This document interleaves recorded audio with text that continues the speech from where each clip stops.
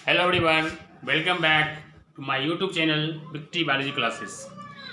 आज मैं आप लोगों को क्लास 12 के यूनिट 2 का नेक्स्ट टॉपिक देने वाला हूं। इसके पहले हमने मोनोहाइब्रिड और डाइहाइब्रिड के बारे में पढ़ा।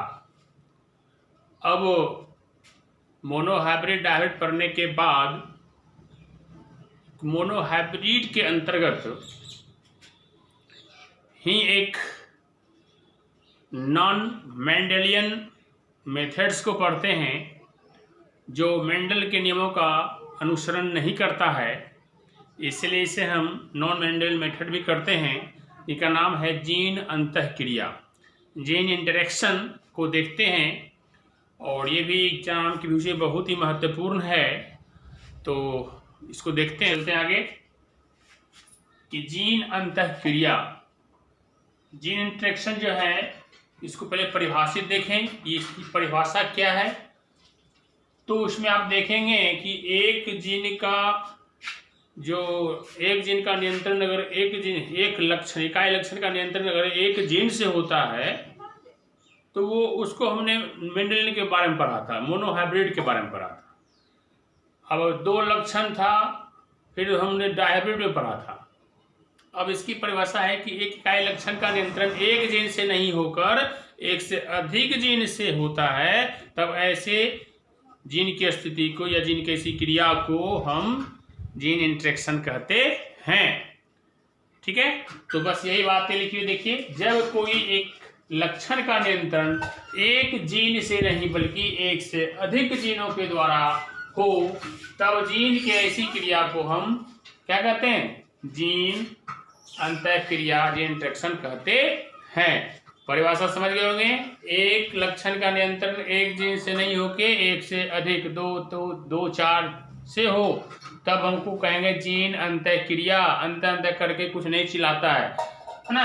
अब यहाँ पे हम ब्रैकेट ले सकते हैं, खराब करके, चूंकि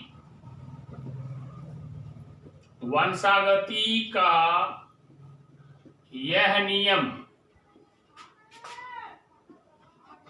पूर्ण रूपेण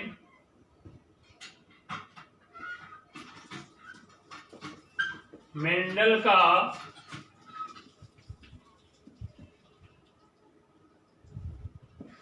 अनुसरण नहीं करती है,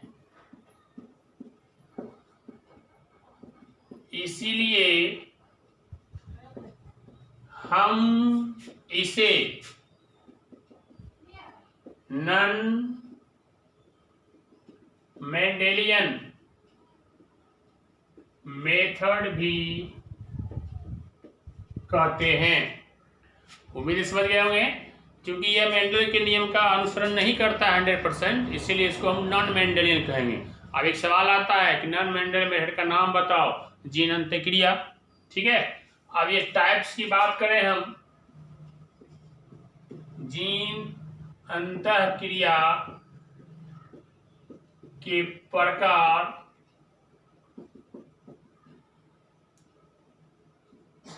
types of gene interaction. NCERT में जो चर्चाएं हैं उसके अनुसार से मैं टाइप कर देता हूं आपको। इसके दो टाइप्स आ जाते हैं। एक आपको आता है अपूर्ण प्रभाविता या प्रबलता, इसको बोलते हैं इनकम्प्लीट डोमिनेंस, और यहां होता है सप्रभाविता, जिसको बोलेंगे हम को डोमिनेंस। आप इसको समझिए, है ना। फिर इसके बाद आप लिखेंगे, उसके बाद फिर आपको स्क्रीनशॉट ले लीजिएगा, उसके बाद फिर आगे बताएंगे। अपूर्ण, ये पूर्ण नहीं होता है, इसमें आप क्या करेंगे? दो लक्षण को अगर लेते हैं और दो लक्षण को जब मिलाते हैं तो एक तीसरा लक्षण ही आ जाता है। न पहला लक्षण न दूसरा लक्षण, किसी लक्षण का अनुसरण वो नहीं करता, एक तीसरा लक्षण ही कर देगा। मेंडल ने क्या किया था कि बस जो पहले था जनक था उसका अनुसरण करता है, लेकिन इसमें क्या है कि पहला दूसरा से तीसरे निकलेगा। जैसे मान लो उदाहरण के इसका एग्जाम्पल आप दोगे, लाल रंग और सफेद रंग को मिलाते हैं तो गुलाबी रंग प्राप्त होता है ना। इसी को आगे देखेंगे इसमें। और इसमें क्या है, ये क्या हुआ, गुलाबी है ना इसका दोनों को मिक्सचर करके निकला हुआ एक तीसरा ही निकल गया, तो इसको हम बोलेंगे इनकम्प्लीट। कंप्लीट प्रभाव नहीं हुआ उसका, ना लाल का हुआ ना उजला का हुआ, बीच का निकल गया, तो इसको कहते हैं अपूर्ण प्रभाविता। आगे बताएंगे भी। और ये सप्रभाविता क्या होगा, सब न साथ प्रभावित करेगा। आपने जानवरों को देखा हुआ, गायों को, खासकर गाय को और क्या कहते हैं जेबरा को, तो उसके पीठ पे स्किन का रंग जो होता है कई कलर का होता है, लाल काला पीला है ना, जो भी उजला काला चिटकबरा टाइप का होता है। तो इसका मतलब है वहाँ जीन अंतर क्रिया जो वहाँ पे कर रहा है काम, एक सन एक जीन काम कर रहा है और साथ साथ काम कर रहा है, इसलिए यहाँ पे एकाएक काला खत्म तो लाल खत्म तो उजला, मैंने विभिन्न प्रकार के रंगों जो मिलता है। तो ये सप्रभाविता साथ साथ प्रभावित होकर नया बनाता है। दोनों का असर, दोनों का सामंजस्य मिल के तीसरा बनता है ना। एक साथ ही रहेगा, ये भी रहेगा वो भी रहेगा, तो साथ साथ ही प्रभावित हो रहा है ना। अब आगे अपूर्ण प्रभाविता को देखते हैं। अपूर्ण प्रभाविता इसको कहते हैं इनकम्प्लीट डोमिनेंस, जिसमें मैंने आपको बता दिया कि इसमें दो विपरीत लक्षण में से किसी का असर नहीं होगा, एक तीसरा असर होगा।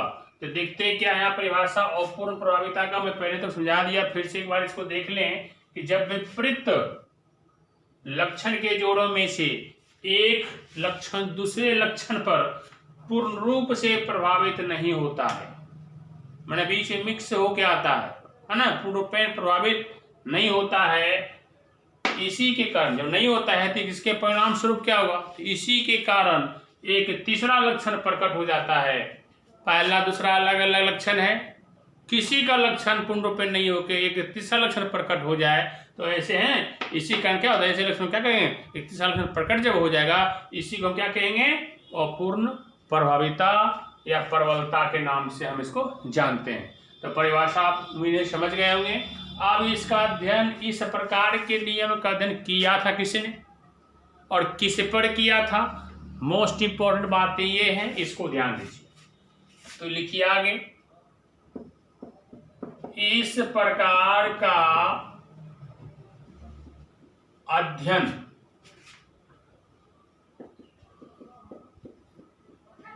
कोरेंस ने, याद आया होगा वैज्ञानिक का नाम है ना, कोरेंस ने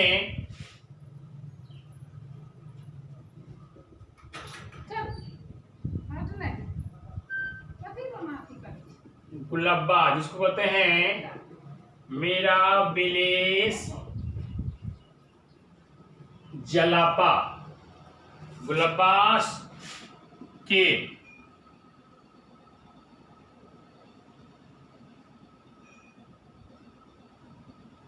लाल फूल वाले जनक का संकरण सफेद फूल वाले प्रजनक कर दीजिए यहाँ पे, लाल फूल वाले प्रजनक का संकरण सफेद फूल वाले प्रजनक के साथ कराया। तो उसने F1 पीढ़ी में पाया कि सभी पौधे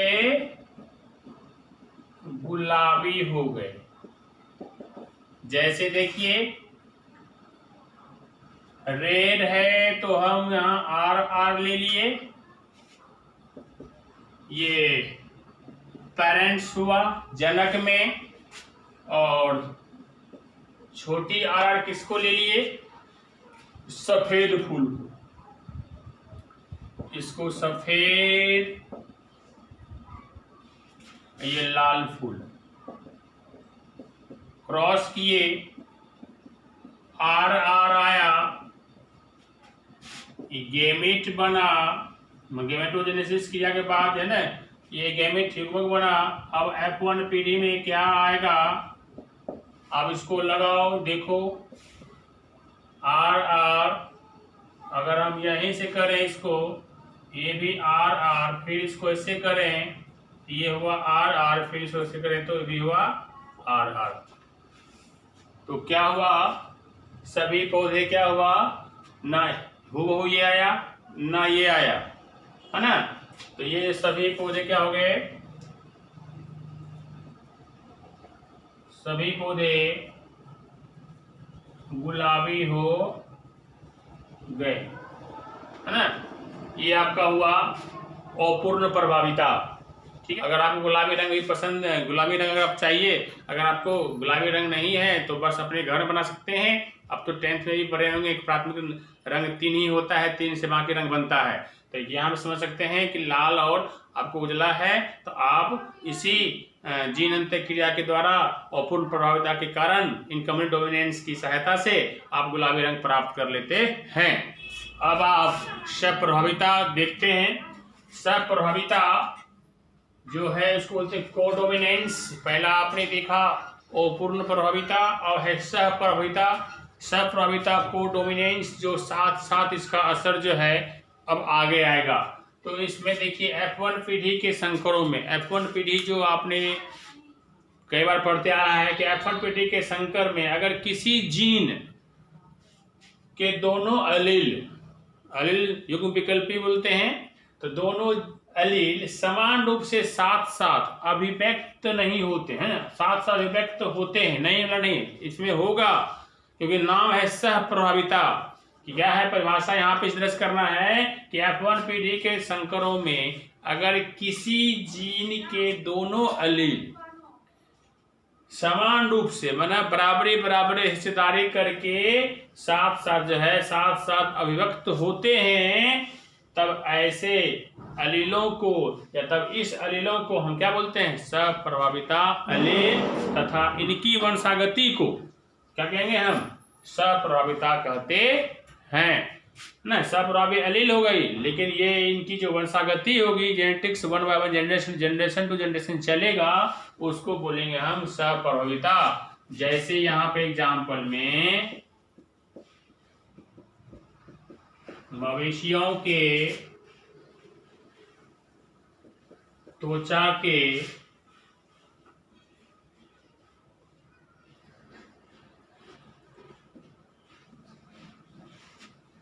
मवेशियों के त्वचा के बाल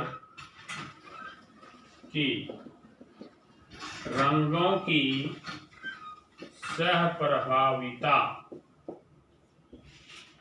मवेशियों के त्वचा के बाल है ना, उसके रंगों की सप्रभाविता। इस सप्रभाविता के कारण ही गाय बछड़ों में, कोई मवेशियों में जो अलग अलग प्रकार के अपनी चितकबरा बैल को या खासकर ये गाय तो होती ही है ना, उसको देखा होगा, और जेबरा में भी पाया जाता है रंग बिरंगे, है ना, लाइन बाय लाइन।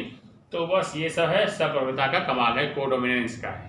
ठीक है, तो यहाँ पे फिर से इसको देख लीजिए। ठीक है, आप इसको देखें। आप क्या हुआ, मैं इसको अब डिटेल से और करने के लिए कि सहप्रभाविता और अपूर्ण प्रभाविता में आप अंतर इसको देख लोगे, ये तो परिभाषा हुआ, एग्जाम्पल हुआ, और बाकी चीज और इसकी जानकारी हम अब अंतर से करते हैं। अब अंतर इसको पूर्ण प्रभाविता और सहप्रभाविता का आप अंतर देखें। परिभाषा तो दोनों का आपको मालूम है कि साथ साथ है, ये अधूरा है। तो सारे अंतर एक एक बार देखने के बाद आपको कोडोमिनेंस और इनकम्प्लीट डोमिनेंस में अंतर निश्चित रूप से आपको आ जाएगा। इसको ध्यान से दीजिए प्रत्येक को। तो संकरण से प्राप्त हुई नई F1 पीढ़ी में जो संतान होता है, अपने दोनों जनकों में से किसी एक से भी नहीं मिलता है। वो अब ना लाल है ना उजला है, तीसरा है ना, इसमें यहाँ है किसी से नहीं मिलते हैं। अब इसमें देखिए अगर उजला लाल करेंगे तो उजला लाल कलर दोनों होता है, लाल काला है तो लाल काला दोनों कलर होता है, हैं? तो यही है, संकरण से प्राप्त जीवों के फेनोटाइप अपने दोनों जनकों से मिलते जुलते हैं। अगर जनक में अगर लाल काला है तो वहाँ भी लाल काला चितकबरा के रूप में वहाँ मवेशियों में कलर आएगा, तो दोनों आता है, इसीलिए इसके क्या है, दोनों जनकों से मिलते जुलते हैं, इसमें नहीं मिले। आगे इसमें है कि F1 पीढ़ी के संकर संतानों में नया फेनोटाइपिक लक्षण दिखाई पड़ता है। अब उजला और लाल से तीसरा गुलाबी हो गया, तो लक्षण तो दिखाई दिया, तो फेनोटाइपिक क्या बाहरी भाग, तो बाहर दिखाई देगा ये पीला है ये, ठीक है। तो इसमें क्या फेनोटाइप अनुपात के लक्षण क्या दिखाई पड़ता है, इसमें क्या है, नया फेनोटाइप लक्षण नहीं दिखाई पड़ता है। नया कहाँ है, लाल काला लाल काला, लाल उजला, है ना, उसके बाद उजला काला आएगा, तो इसमें लक्षण दिखाई नहीं पड़ेगा, समझिए ध्यान से। उसके बाद तीसरा है, दोनों रंगों में से एक का प्रभाव अधिक होता है। अगर लाल और उजला को मिलाते तो गुलाबी रंग होता है, तो गुलाबी में कलर किसका ज्यादा मैच करता है, लाल का, है ना, उजला कम दिखाई पड़ता है। इसलिए इसमें ये भी पॉइंट आपका है कि जो इनकम्प्लीट डोमिनेंस होता है उसमें जो कलर रेड कलर है उसका प्रभावता जो है ज़्यादा होता है, किसी एक का उसमें ज़्यादा प्रभाव इसमें पड़ता है। इसमें क्या होता है, दोनों का साथ साथ है, नाम है सह प्रभाविता, दोनों रेलों का प्रभाव बराबर बराबर होता है। और यहाँ पे लास्ट देखिए, दोनों रेलों के प्रभाव का सम्मिश्रण दिखाई पड़ता है। अब मिश्रण क्या है कि लाल काला को, लाल और उजला को मिलाए तो मिक्सर सम्मिश्रण मिलाने के बाद क्या गुलाबी आया। इसका मतलब गुलाबी रंग को ध्यान देते होंगे, ऐसा लगता है कि इसमें उजलो रंग मिला हुआ है, लाल भी मिला हुआ है, बीच का ये कलर पकड़ लिया है, तो सम्मिश्रण है वो, है ना, दोनों का। इसमें क्या है, लाल काला है, लाल काला प्योर आएगा, उजला काला है, उजला काला प्योर आएगा, मीन्स इसमें क्या सम्मिश्रण दिखाई नहीं पड़ता है। तो आज आपका जीन अंत्य क्रिया पूरा हुआ, ठीक है, उम्मीद है आप समझ गए होंगे, है ना। तो निश्चित रूप से इसको आप बढ़िया से देख लें, ऑब्जेक्टिव क्वेश्चन बना लें, है ना, और अंतर के रूप में भी इसे याद रखें, है ना, क्योंकि एग्जाम में ये आपको अंतर भी पूछता है, परिभाषा भी पूछा जाता है, आप इसको ध्यान से दें, ठीक है। ओके, तो के लिए बाय बाय।